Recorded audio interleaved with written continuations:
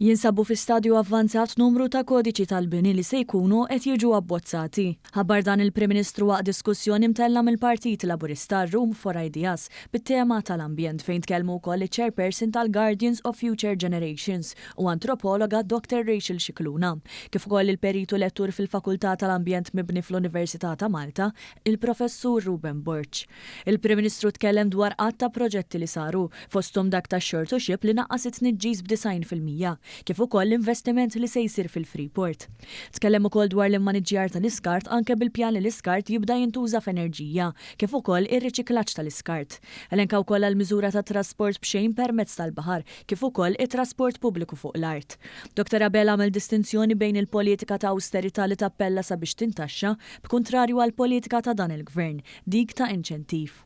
Fil-fatt il-Prim Ministru rimarka wkoll kif hemm ċifri u riżultati notevoli dwar l-iskart tal-kostruzzjoni u anke dak tar-riċiklaġġ, e kif dan huwa gvern proattiv. Nista' ngħid ukoll li qegħdin bħalissa fi stadju avvanzat fejn qed nabbozzaw il-building codes lejn l-aħħar ta' din is-sena beħsibna jkollna l-ewwel abbozz u industrija li kienet mhux kontrollata għal tantu tant snin se nkunu qegħdin noħolqu dan il-codes illi se jkomplu jsaħħu dan is-settur.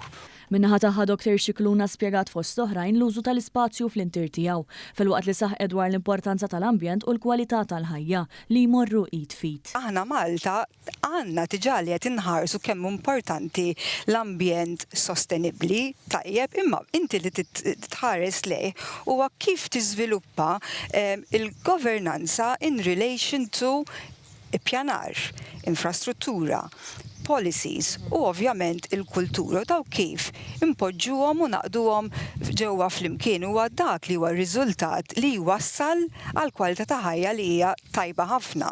Minnaħa tiegħu il-Professur Borch elenka l-importanza ta' bini ta' kwalità ogħla u li jservi fi żmien. Hawn huwa saħaq dwar l-importanza ta' framework sħiħ ta' bini fejn l-operaturi joperaw f'qafas ta' kwalità fil-materjal, fil-bini u fid-disinni sabiex ikompli jittejjeb l-għajxin tagħna.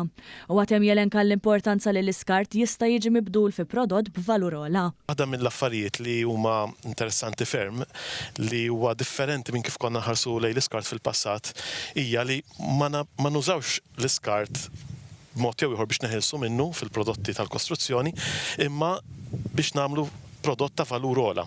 Jiġifieri inti titrasforma l-iskart fi prodott li huwa ta' valur ogħla minn dak li ma fihx l-iskart. U dawn l-inizjattivi qed iwasslu biex ikollna alternattivi pereżempju għas-siment.